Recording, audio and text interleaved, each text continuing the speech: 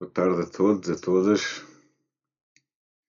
Vamos aproveitar este momento para meditar, para conseguir inserir um pouco de paz e de tranquilidade na nossa vida, no nosso dia a dia. É difícil muitas vezes nós conseguirmos aproveitar um pouco de tempo para isso, ou conseguir retirar, guardar e ter muitas vezes força de vontade para estabelecer a nossa meditação no dia a dia.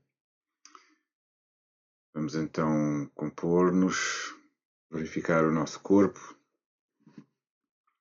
Estamos sentados confortáveis. Tentar manter as costas direitas. Vamos também tentar não encostar atrás, ficarmos demasiado encostados. Seja estamos sentados, seja na cadeira ou no chão, numa almofada. Mas tentar manter as costas o mais direitas possível. Depois de estarmos confortáveis e não sentirmos nenhuma tensão nos músculos ou nas costas, então vamos mais uma vez verificar aqui, puxar o peito para a frente e os ombros para trás. Começar por descontrair aqui o pescoço e os ombros. Respirar fundo.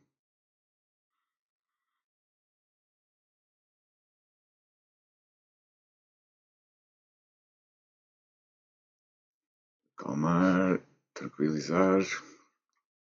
E para a meditação, aquilo que é muito importante é também o propósito e a razão, porque como vamos meditar, nós vamos meditar não para pensar, nós vamos meditar para meditar. O que eu quero dizer com isto é que meditar não é pensar. Da mesma forma, ter uma compreensão profunda de algo, de repente, normalmente como se diz ter um insight em inglês, ou ter um flash de compreensão rápido, não ocorre pelo pensamento. O entendimento e a compreensão ocorrem antes do pensamento e depois então manifesta-se então ao nível da linguagem, ao nível do pensamento mais racional, mas a compreensão é algo que ocorre mais ao nível da consciência pura.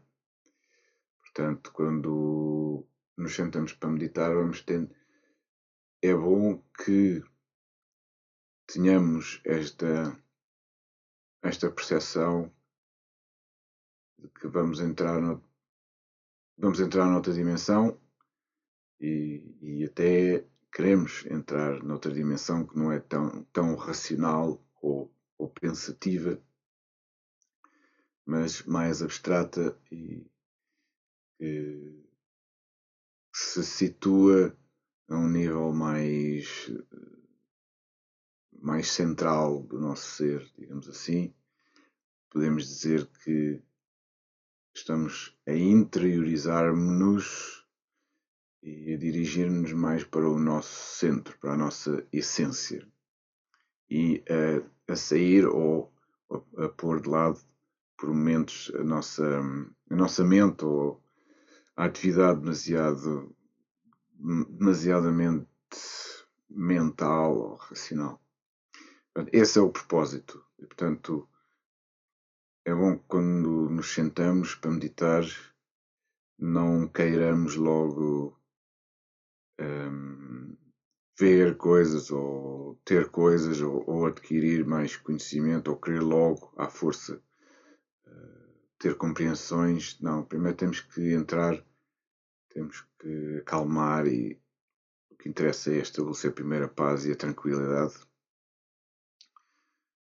porque depois é nessa folha branca, digamos assim, podemos chamar-lhe a folha branca, a que então o resto, depois um novo nível, uma nova construção pode ocorrer, ou uma nova dimensão, uma porta, digamos, abre-se. Aquilo que nos leva a entrar, a interiorizar melhor nesta parte mais abstrata e mais essencial de nós mesmos é a concentração. É através da concentração que nós vamos conseguir abstrair-nos do ruído mental, de sair, de certa forma, do carrossel dos nossos pensamentos e do raciocínio discursivo, muitas vezes da confusão ou dos pensamentos. Às vezes não tem que ser confusão, mas às vezes estamos sempre a pensar, ou são pensamentos, ou a mistura de pensamentos com emoções, depois há sensações e depois também temos tendência para racionalizar as emoções, sejam positivas, negativas, porque há tudo, todos nós temos coisas positivas e negativas, humor positivo, negativo, pronto, tudo isso é essa amálgama desde o passado, desde a memória do passado aos planos do futuro ou aos problemas do presente. Estamos constantemente a raciocinar ou ocupados com algo. Então vamos nos desocupar e entrar então mais neste silêncio, no nível mais silencioso da nossa parte mais essencial. Como eu disse há bocado, através da concentração. Porque através da concentração é simples, porque aquilo que nos liga à nossa realidade, à realidade tanto exterior como interior dos nossos pensamentos, é a atenção. E aquilo que nós vamos concentrar, portanto, é através da concentração. Quando eu digo concentração, estamos-nos a concentrar algo num ponto. Ou seja, estamos a concentrar a nossa atenção num ponto específico. E isto significa que estamos a transferir, ou seja, nós temos a nossa atenção interior, que se processa através da nossa cognição, ou até pode-se chamar consciência sensorial, mas é o nosso campo todo cognitivo e aquilo que aviva ou dá vida a toda esta percepção e esta cognição é a atenção que temos no momento, que quanto mais conscientes, melhores, mais alerta, melhores, não é? Por isso é que o Buda diz para não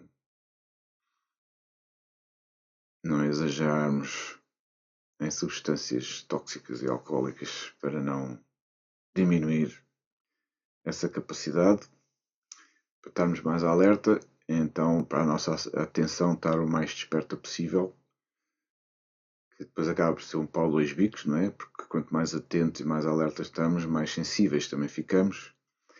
E depois, tanto o prazer como a dor intensificam-se quanto mais sensíveis nós estamos. Por isso, lá está, no trabalho espiritual, o aumentar da sensibilidade, o meditar, nós vamos afinando e refinando e apurando a nossa sensibilidade, e isso também vai aportar e comportar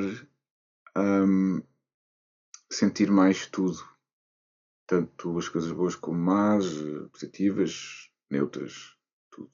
Ou seja, com isto tudo, isto refere-se, significa um aumento de consciência no seu global. Voltando à atenção, concentrar a atenção, neste caso na meditação, num ponto, ou seja, nós estamos a retirar, estamos a congregar, sentamos-nos precisamente com esta atitude de agarrar na atenção que é utilizada para mil e uma coisas dentro de nós, seja memórias ou lembranças ou aquilo que temos que fazer no momento, como eu disse há bocado, as emoções ou os pensamentos ou isto ou aquilo.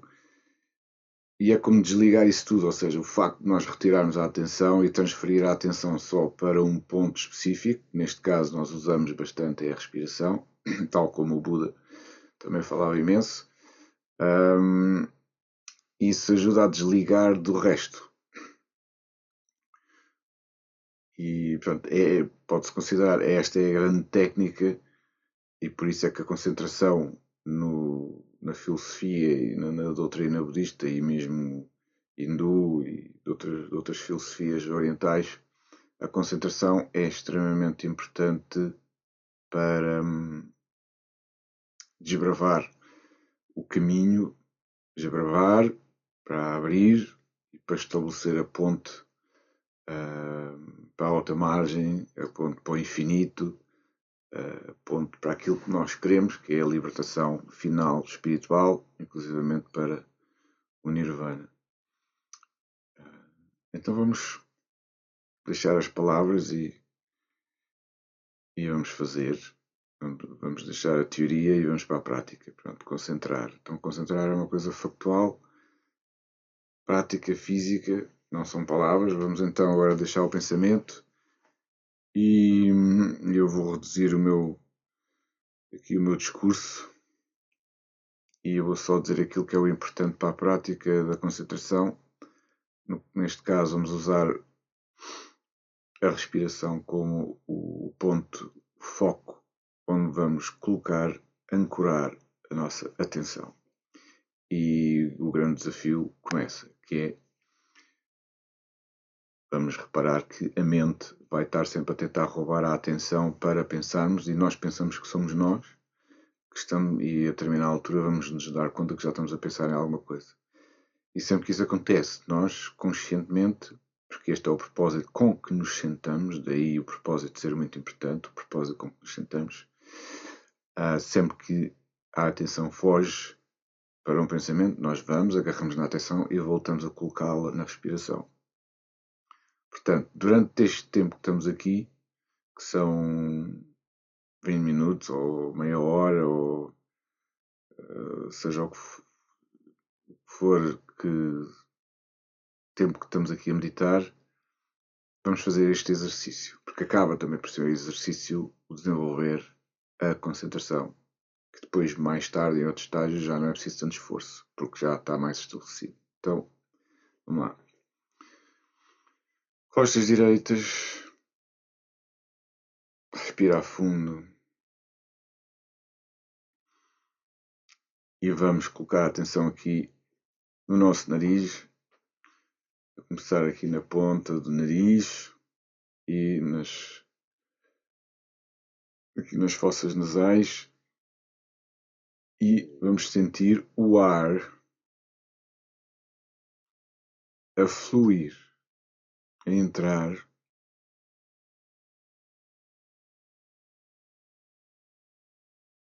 e a sair. E vamos nos descontraindo ao mesmo tempo, calmamente, não temos que ir a lado nenhum, nem física nem mentalmente, estamos aqui sentados e vamos sentir o ar fluindo. Portanto, vamos só concentrarmos e focarmos nisto. É só isto que precisamos neste momento. Mais nada.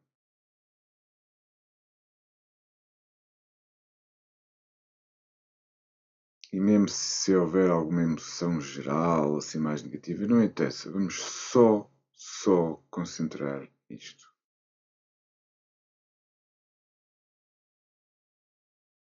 Sentir o ar a fluir. A entrar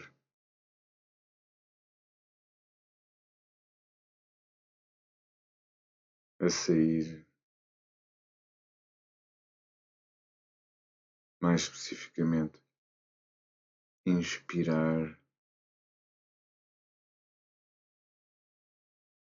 e vamos mesmo sentir ao ponto do ar a deslizar, o percorrer do ar pelas narinas, vamos sentir, vamos nos ligar à sensação. O ar a sair, a expirar. Vamos deixar a respiração ocorrer naturalmente, sem forçar. Aqui não se trata de exercícios de respiração, atenção. Aqui não tem nada a ver com o pranayama do yoga. Isso são coisas diferentes. Aqui é só mesmo a atenção que nós estamos a exercitar, digamos assim, a atenção na respiração. Deixemos a respiração ocorrer naturalmente, sem forçar, sem fazer sons. Não é isso, portanto, não é aqueles exercícios de respiração, a conter, a fazer contenção de respiração e depois a fazer sons, não é nada disso. Aqui estamos a trabalhar a atenção e a concentração da mesma. O dirigi-la para onde nós queremos.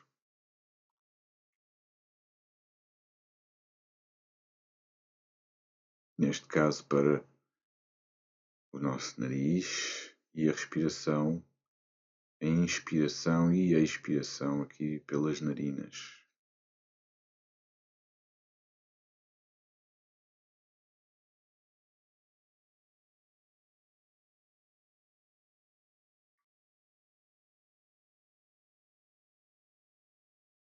E vamos sentir só isso.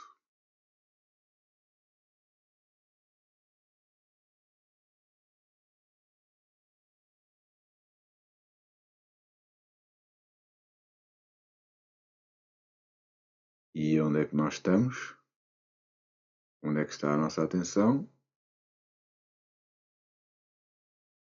Pode ser muito rápido. Nós, num segundo, podemos dizer, ok, estar aqui a tomar atenção à respiração, aqui a prestar atenção aqui ao nariz e de repente, passado 2 segundos, já estamos a pensar naquilo que aconteceu há bocado, ou que vai acontecer daqui a bocado, ou no jantar, ou amanhã. Nada disso interessa agora. Só esta sensação aqui.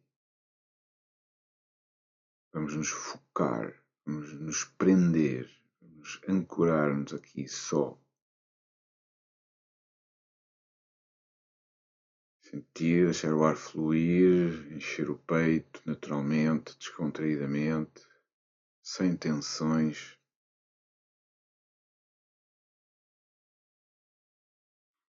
Respirar fundo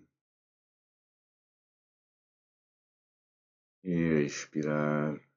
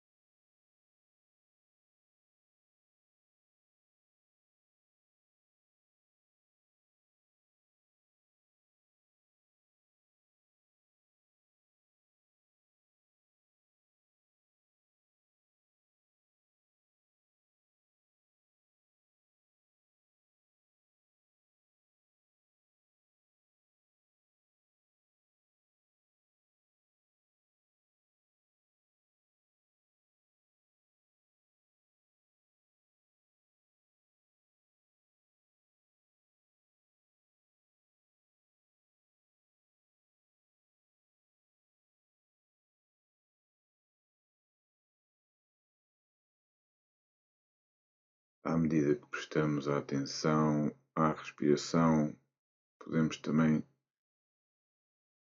perceber e notar este som aqui, este zumbido interior na nossa cabeça.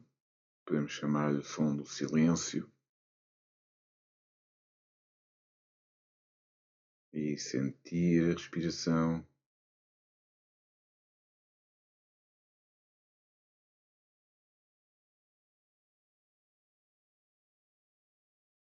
Inspirar e expirar neste som do silêncio.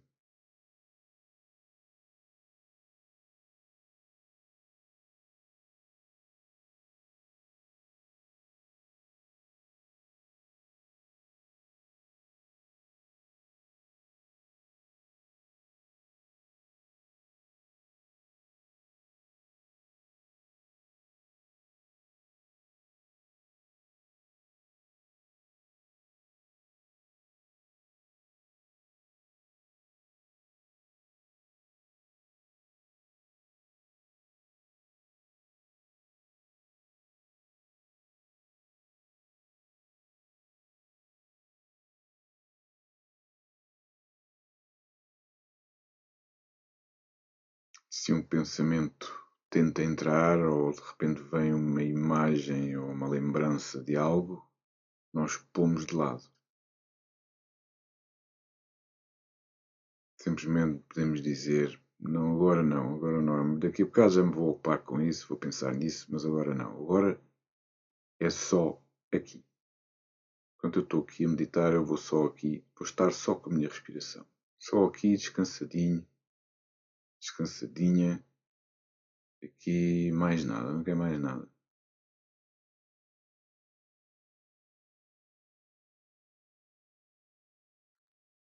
Este som do silêncio, inspirar, sentir o ar fluir, deslizando pelas narinas, pelas fossas nasais, perfazendo esta função tão essencial, sem a qual morremos.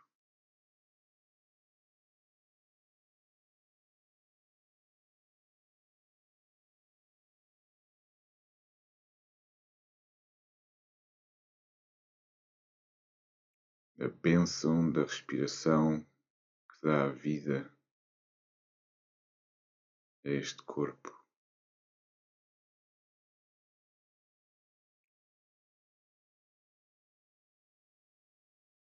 É uma boa máxima para deixar de fumar para quem fuma.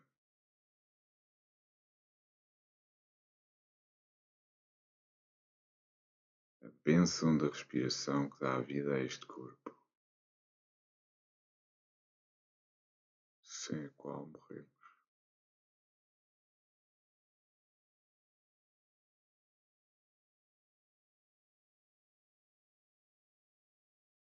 Respirar fundo. Continuar descontraídamente.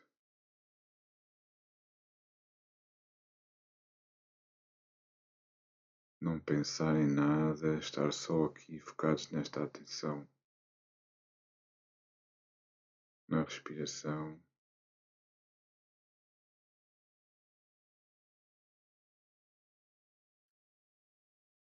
Vamos puxar o ar pela ponta do nariz e senti-lo percorrer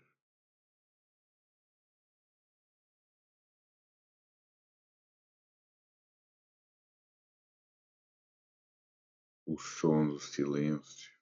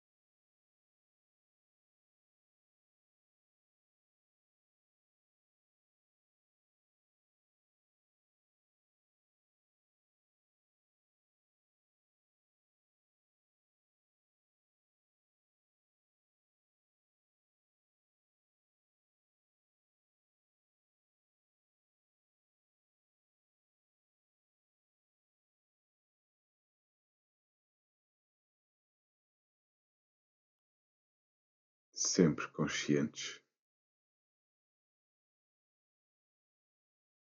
Não deixar fugir a atenção.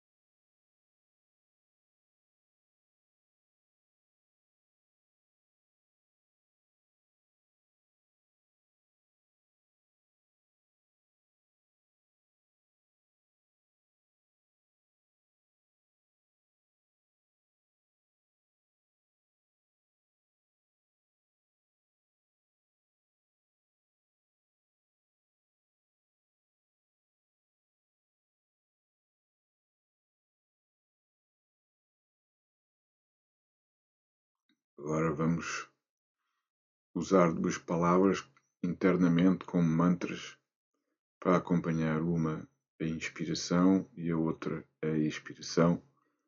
Ao inspirar, vamos acompanhar com a palavra Buddho e ao expirar, acompanhar com a palavra alegria. Isto acaba por reforçar também a nossa concentração, o nosso foco na respiração. Ao inspirar, Buddho, e ao expirar, alegria. Funciona como mantra. Toda a palavra tem uma força, um significado que acarreta sempre um impacto, uma influência.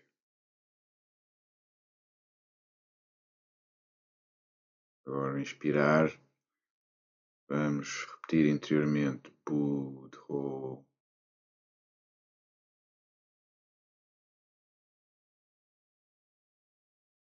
E ao expirar, alegria.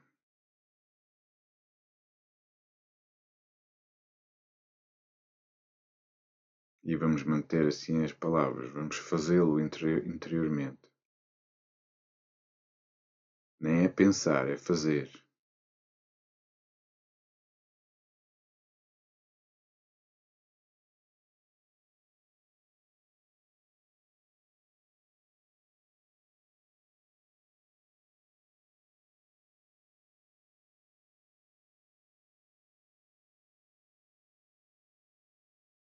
Buddho, alegria.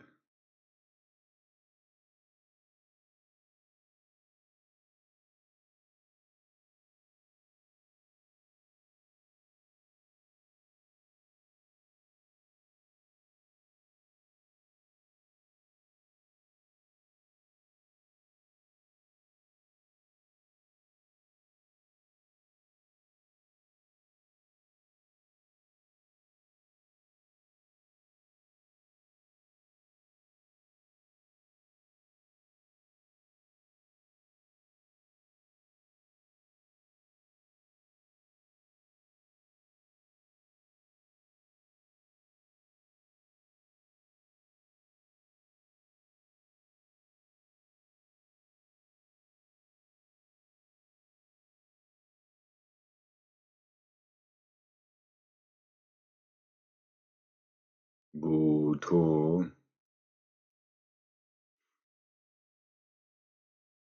alegria.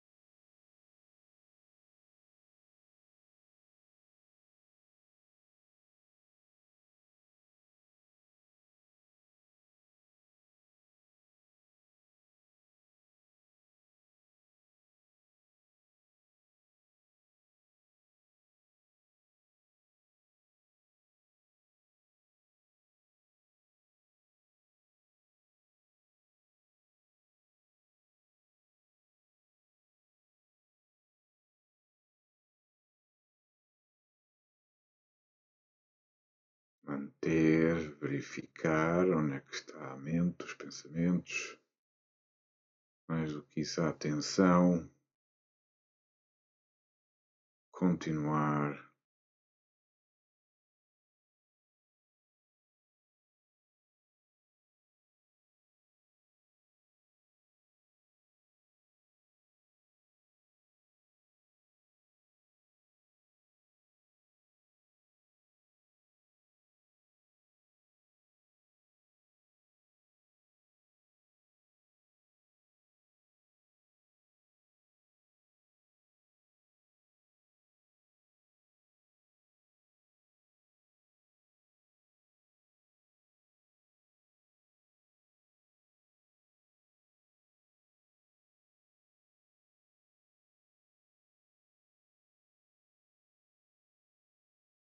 Respirar fundo.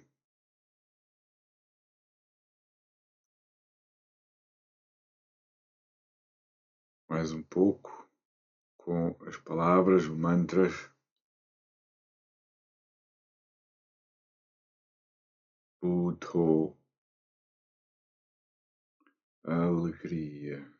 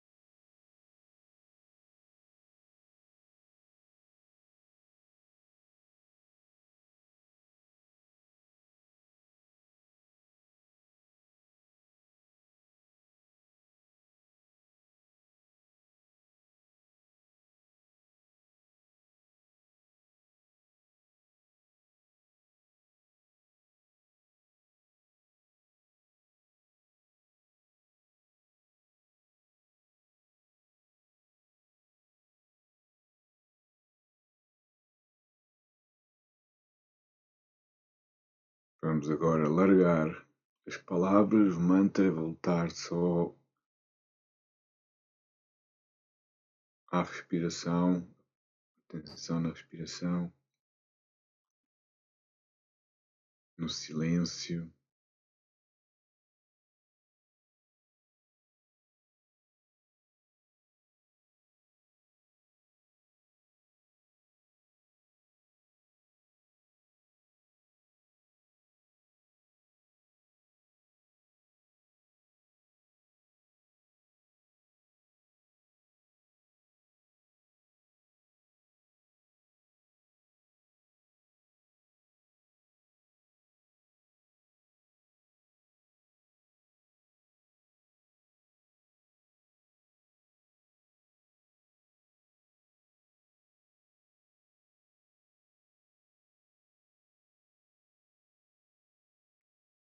Se precisarem de ajustar a posição, ajustem.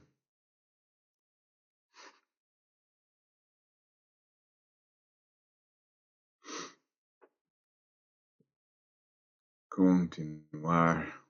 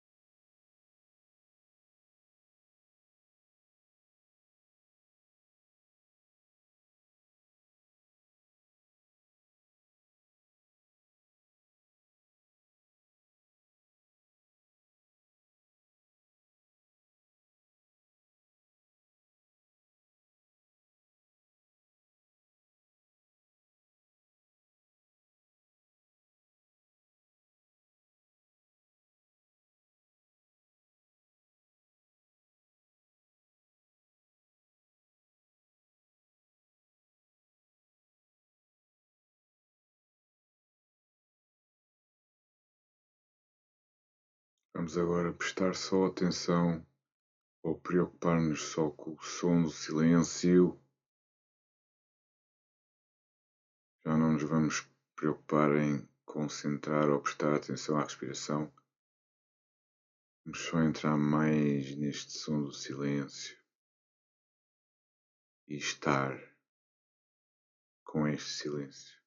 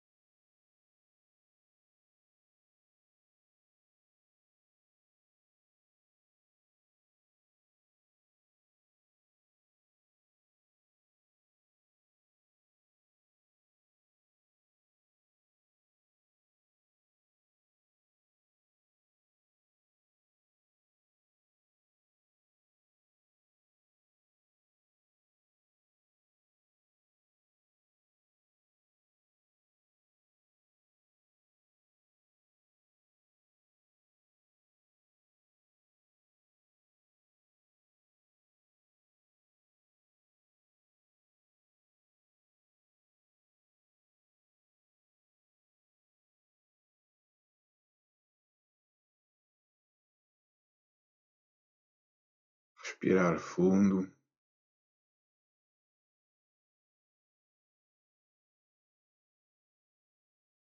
Trazer a atenção aqui internamente. Vamos deixar os ruídos e a mente lá fora, os pensamentos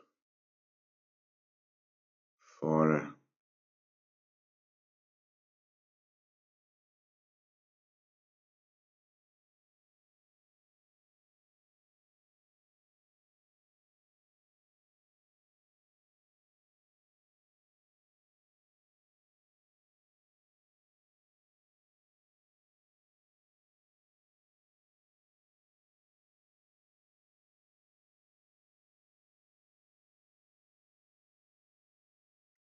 Silêncio.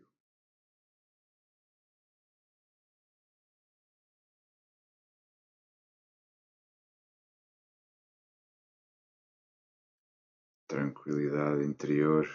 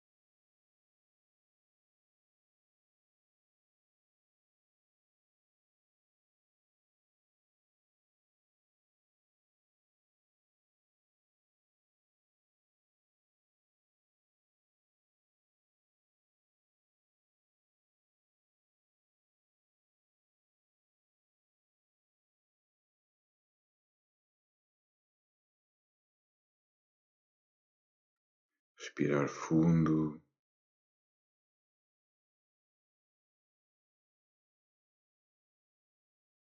Descontrair.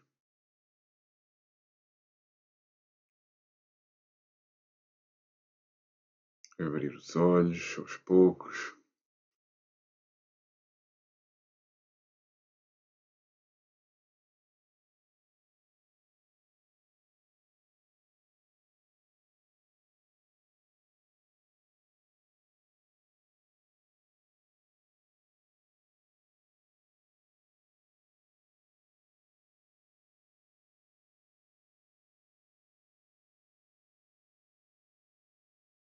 Dúvidas? Perguntas? Podem colocar aqui no chat. Aqui para todos.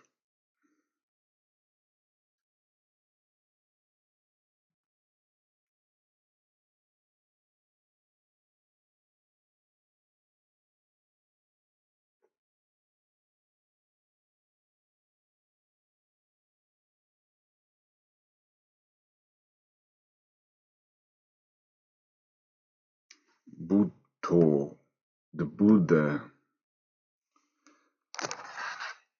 Eu vou escrever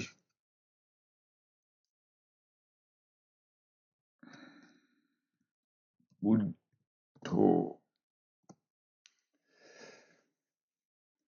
Buddho.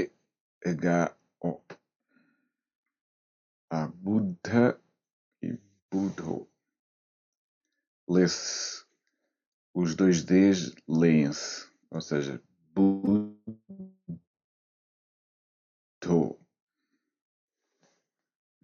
Significa iluminação, despertar. Buddha. Buda. O iluminado, o desperto. A própria palavra funciona como... Todas as palavras, na realidade, funcionam como mantra, porque toda a palavra tem a sua vibração, a sua energia, o seu peso, digamos assim. Mas há palavras com significados mais ricos, mais importantes, de certa forma. Quando estamos a meditar, podemos usar o Buddho, no fundo, para catalisar ou estimular o nosso acordar, o nosso despertar, o nosso iluminar, a nossa ativação. E a alegria é a alegria. Mesma coisa, a alegria também tem a sua força de palavra. O Nirvana, Nibbana escreve-se com 2 Bs. Nibbana em Pali. Nibbana é Pali. Nirvana é sânscrito. Sânscrito é a língua mais erudita na Índia antes do Pali. Depois o sânscrito passou para o vernacular falado e depois mais tarde voltaram a escrever, a pôr em escrita o vernacular falado e isso derivou em Pali. Portanto, o Pali posso dizer que é uma versão um pouco, não se pode dizer corrompida, mas é um pouco mais simplificada do sânscrito, meio derivada. Nirvana ou Nirvana pode ser permanente ou será sempre transitório? Não, Nirvana não é transitório e o Nirvana, o conceito de Nirvana aplica-se em relação a este mundo manifestado, a alcançar, ou seja, neste momento estamos a viver uma vida nesta realidade manifestada dentro de um corpo físico. E a palavra Nirvana aplica-se para uma realização que se alcança e que se realiza dentro desta vida, nesta vida encarnada. E o significado do Nirvana é sair, chegar ao ponto em que esgotamos ou paramos o ciclo das reencarnações. Nesta vida, se eu tomar consciência, se eu realizar aquilo que tenho a realizar espiritualmente, em termos de limpeza e do saldo kármico todo que eu tenho para realizar, para equilibrar, para compensar, e se eu cumprir e realizar isso, e chegar ao ponto de consciência desta realidade e da realidade para além desta, da incondicional, fora da matéria, de onde a verdadeira realidade existe, mais energia pura que dá vida a esta realidade manifestada. Quando nós alcançamos a consciência disso, o Nirvana, e quando esgotamos as nossas vidas em corpos humanos como este, e deixamos de ter necessidade de voltar aqui à Terra, nesta Terra, e estamos, portanto, o Nirvana dentro do contexto do ensinamento do Buda. Pode haver vidas noutros planetas em que eles tenham outras palavras para significar o conceito de Nirvana. Imaginamos que vivemos num planeta na galáxia Andrómeda, há lá seres também a viver, encarnados em corpos completamente diferentes dos nossos, e claro, na filosofia deles, eles têm também o conceito de esgotar, ou seja, que as essências chegar ao ponto em que a essência espiritual da pessoa, quer dizer, do ser, já não necessita voltar a encarnar naquele planeta. E eles podem ter o mesmo conceito e ter uma outra palavra completamente diferente. Portanto, Nirvana, pelo menos aqui no nosso contexto, o significado de Nirvana é esse. É quando nós chegamos ao ponto que já não precisamos, já não voltamos a ter uma vida encarnada, em termos kármicos. Já não há essa necessidade, esse vínculo. Já não somos, entre aspas, obrigados a voltar a encarnar, ou não nos deixamos e já não temos laços, apegos e prisões que nos voltam a trazer à vida. Portanto, o que é que isto quer dizer para acabar a resposta à pergunta? Uma vez alcançando o Nirvana, nós estamos fora disto. Portanto, estamos fora desta, podemos chamar prisão, ou desta realidade que vivemos através de um corpo físico. Passamos para uma vida sem corpo físico, já noutra dimensão. E aí o conceito de Nirvana já não se aplica. O conceito de Nirvana aplica-se aqui. E uma vez alcançado o Nirvana, é permanente do outro lado. Mas no outro lado já há uma liberdade em que o Nirvana também podemos aplicar o Nirvana nas moradas celestiais, ainda antes da realidade última do imanifestado.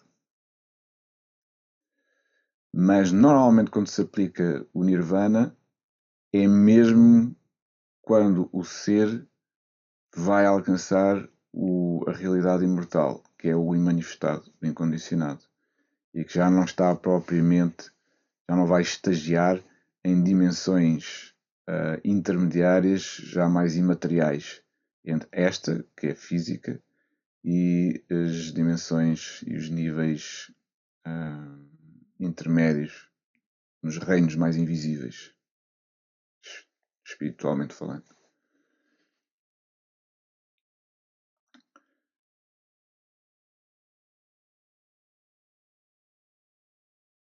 Prazer. O Pali veio depois do sânscrito. Sim. O Pali vem depois do sânscrito. Será que o karma do budismo não corresponde um pouco ao inferno do catolicismo e a libertação ou eliminação ou nirvana ao paraíso?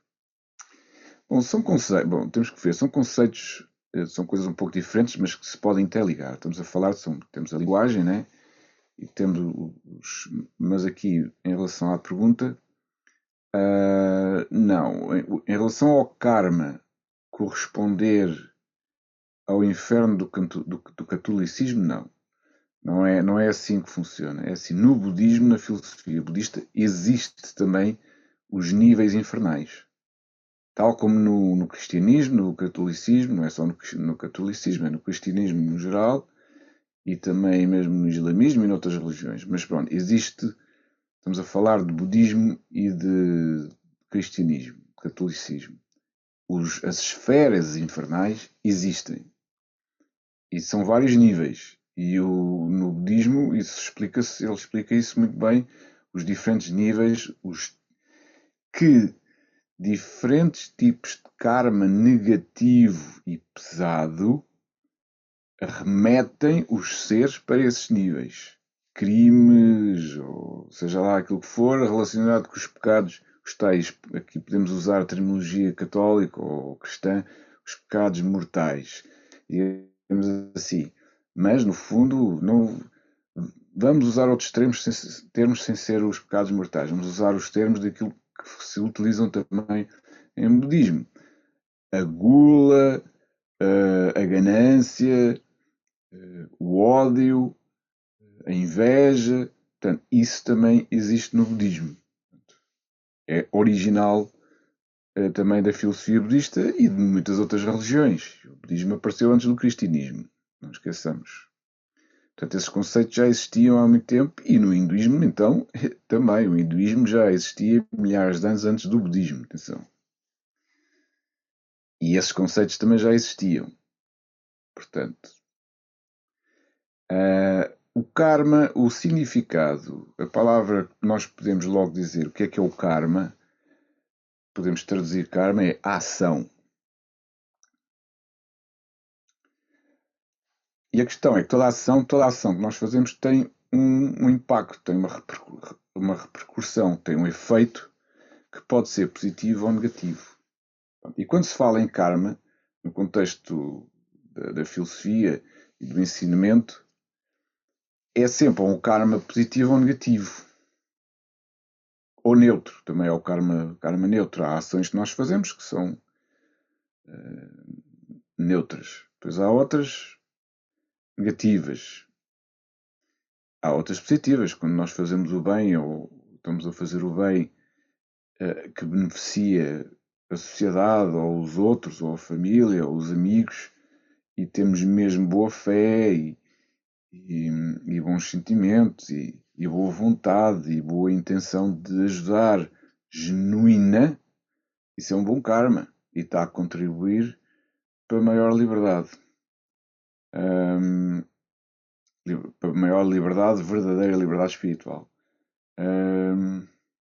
Karmas negativos desequilibram um pouco a coisa e prende o ser para uma descompensação para com a realidade e para com ele próprio. Porque no fundo, quando nós fazemos um karma negativo, desequilibramos as coisas também em última instância para nós mesmos. Muitas vezes, como se explica o karma, é que o karma negativo é que muitas vezes o karma negativo está a ser feito sem consciência das consequências que implicam. E como o karma negativo normalmente não frutifica logo, não dá logo os resultados, muitas vezes até se refletem em vidas depois. Em relação ao Nirvana, sim, pode-se dizer que acaba por ser um paraíso, sim. Tanto que o Buda diz que não há alegria maior, aqui nesta perspectiva mundana, física, nesta vida na Terra, não há alegria maior, não há rejubilo, realização maior, bênção maior do que o Nirvana. Ele faz essa menção.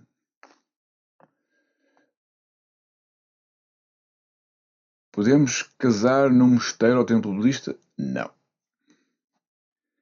Há monges ou ajahns budistas que consagrem o casamento, tal como um padre na Igreja Católica. Posso ter um casamento budista? É assim, como leigo, pode-se ter um casamento, apesar de nós aqui não No budismo não se faz muita cerimónia do casamento, mas dá-se bênçãos, dá-se. Agora, nesta linha e na linha original budista, da regra budista, é completa castidade, completo celibato. Não há matrimónio, não é por ser mau, não tem nada a ver com dizer que o matrimónio é mau ou que é. Não, tem nada a ver com isso. É um treino, tem uma razão de ser. Pronto. Tem tudo a ver com a energia. Tem a ver com o uso da energia e o canalizar a energia para os níveis espirituais. Eu às vezes gosto de fazer menção de que ao nível o espírito, ao nível de espiritual, ou seja, só o corpo é que tem sexo.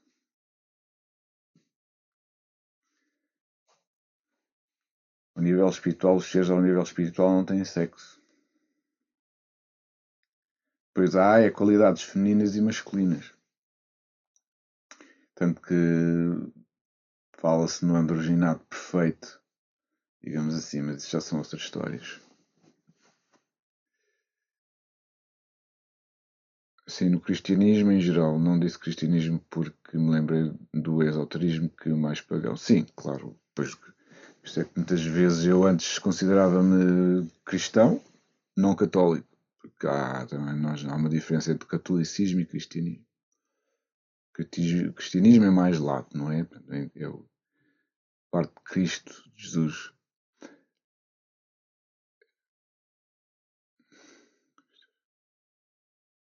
Doutor Ramiro, obrigado. Há um conhecimento de existirem seres iluminados na Terra atualmente? É assim, no geral, todos nós estamos em níveis específicos de iluminação. Vou falar talvez um bocadinho mais cientificamente para fazer compreender.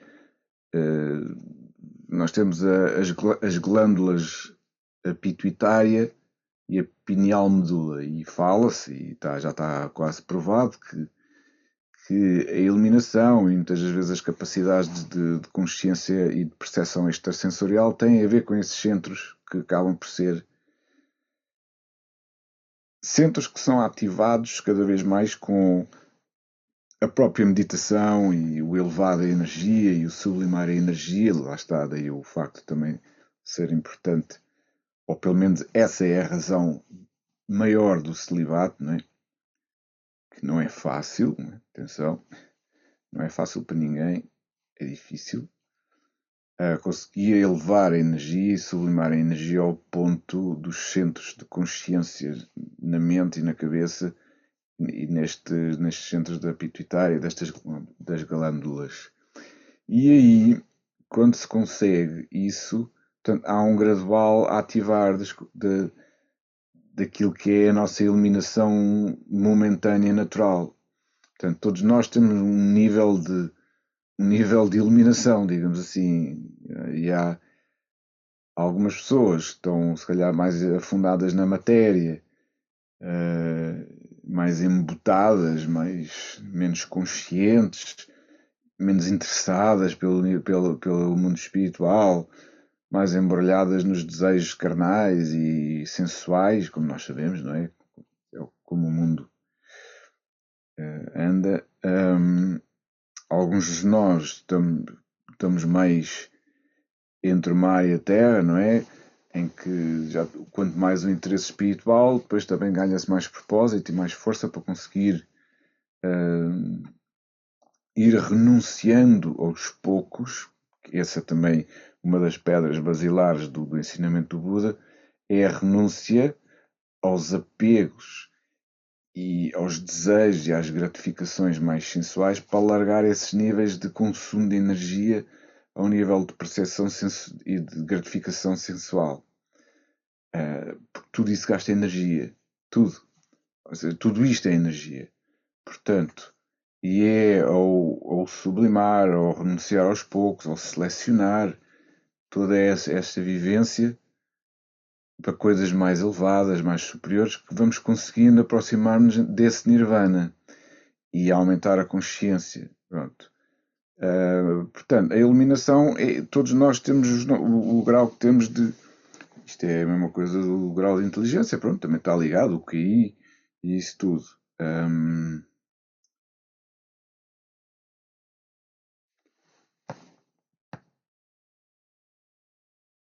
A pergunta era: há conhecimento, existem seres iluminados na Terra atualmente? Agora, eu imagino que a pergunta também se queira referir mais seres iluminados mesmo no sentido de seres iluminados já mais próximos do nível elevado, ou mais próximos do nível do Buda, ou daquilo que se chama Pacceka Budas, que é, no fundo, que alcançam o mesmo nível do Buda, mas que depois não dispensam o ensinamento. Não falam, não predicam, não espalham o ensinamento, mas que alcançam o Nirvana. Sim, há seres mais, já bastante iluminados na Terra, sim. Não precisamos de os conhecer, mas há muitas pessoas, muitos seres a caminhar para para os níveis mais iluminados, não é? Não é esse também o nosso objetivo? Agora, onde estamos nessa escala, essa é outra história, né? Ouvi dizer que Buda veio preparar a vinda de Cristo. Que Buda trouxe a compaixão, mas só Jesus trouxe o amor. O que diz sobre isto? Pareceu-me estranho, ouvi pela primeira vez há pouco tempo. Pode-se dizer, é assim, eu não vou entrar muito por aí porque pois são temas que podem se virar muito controversos em termos dos conceitos e tudo, mas é assim, Buda, o nível de Buda, atenção que o nível de Buda é um nível muito elevado, é um nível é um nível máximo para se conseguir forma de compreender ou de tentar subentender. O nível de Buda é aquele que realizou a transcendência do universo todo de volta ao incondicional, à realidade imanifestada, conscientemente. Não daquilo que eu me apercebi, que eu li, que eu estudei, não se fala muito de Jesus ter alcançado esse nível, mas também digo, acredito que não tenha ficado muito longe. Eu não sou, atenção, eu não sou fundamentalista, porque eu também também tenho Jesus no meu coração e sempre me senti também cristão à minha maneira. Mas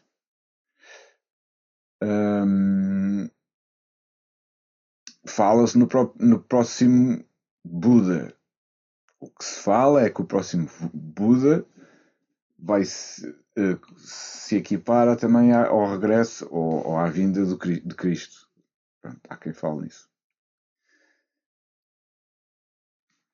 Mas não digo mais, que senão sai muito fora do contexto.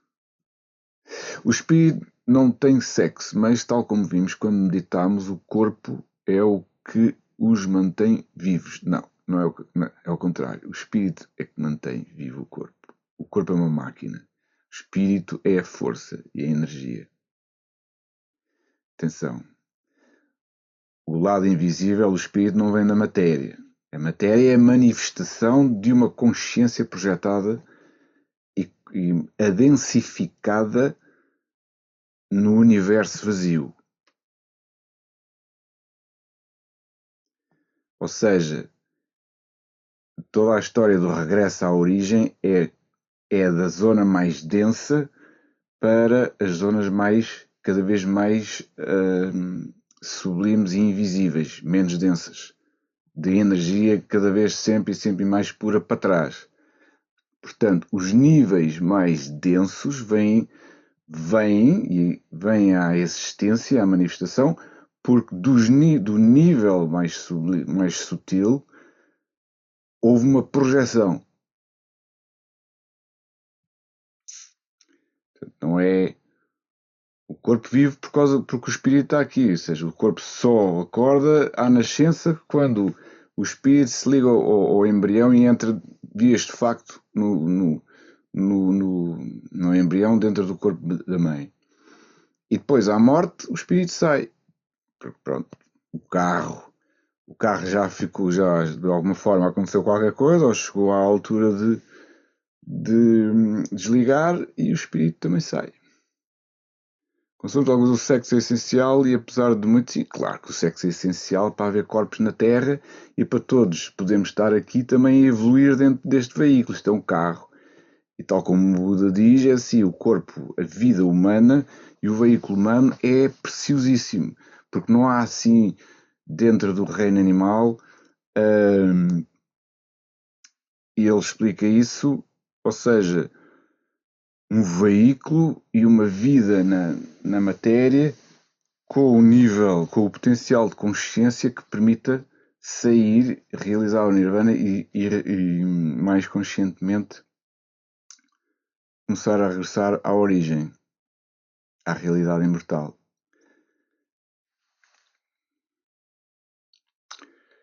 Sexo é essencial e apesar de muito castrado e fetichizado e... Atenção, eu não estou a dizer mal do sexo.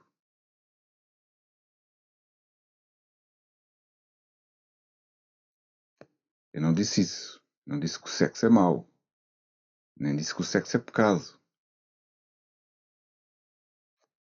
É preciso... Estamos a falar de níveis. Nós estamos a viver, a humanidade está toda manifestada e o sexo existe e há amor, há troca, a evolução faz também através de fazer amor, sexo e tudo em casal. Sim senhor, eu não disse nenhum mal sobre isso. Há níveis de renúncia e níveis de treino e eu estou a falar como monge, na minha opção eu tive que renunciar.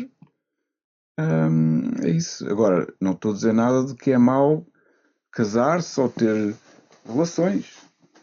Eu tive relações. Antes de me ordenar, tive uma vida normal.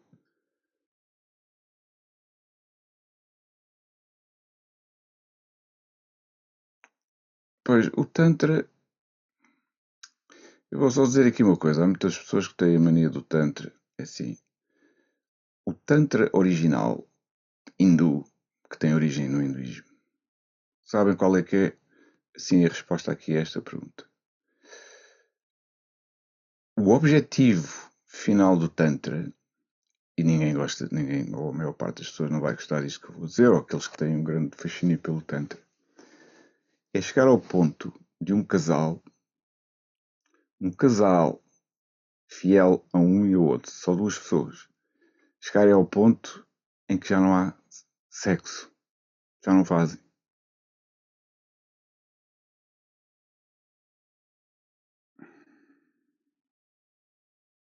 Conseguiram chegar àquele ponto que já não há, chegam a esse ponto. Claro que primeiro passam pela fase de não ejaculação e essa coisa toda e isso tudo, para pôr em termos concretos. Mas há um objetivo nisto tudo. Ou seja, esta coisa toda da espiritualidade, as pessoas confundem muito, mas tudo se faz com renúncia. E o Nirvana, o caminho para o Nirvana, é precisamente faz pela renúncia a isto tudo. Dos prazeres, das sensações, do apego, da dependência que nós temos aqui, este amor todo físico, estas coisas. Agora, isto é teoria. Agora, não estou a dizer que é mau. Estou só a falar que para se alcançar determinados níveis temos que renunciar a outros níveis. Para subir uma determinada escada espiritual, há que renunciar a outras coisas mais abaixo. Agora, não quer dizer que essas coisas mais abaixo sejam más. Têm o seu papel, têm o seu nível. Tanto que um dos níveis no Tantra, há montes de exercícios que a determinada altura o casal está a fazer amor mas precisamente já sem aquilo que eu disse há bocado. Há contacto ainda, mas sem. Quem é que consegue isso hoje em dia?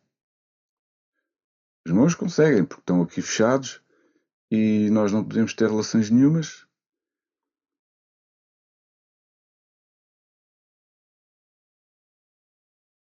Mesmo na monástica.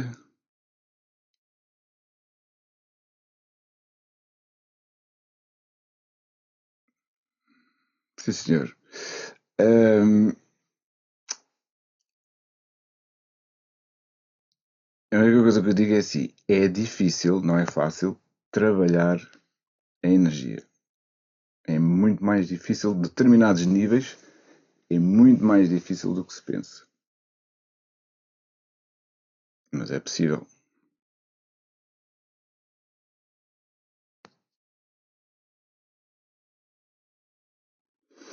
Um bom resto de fim de semana.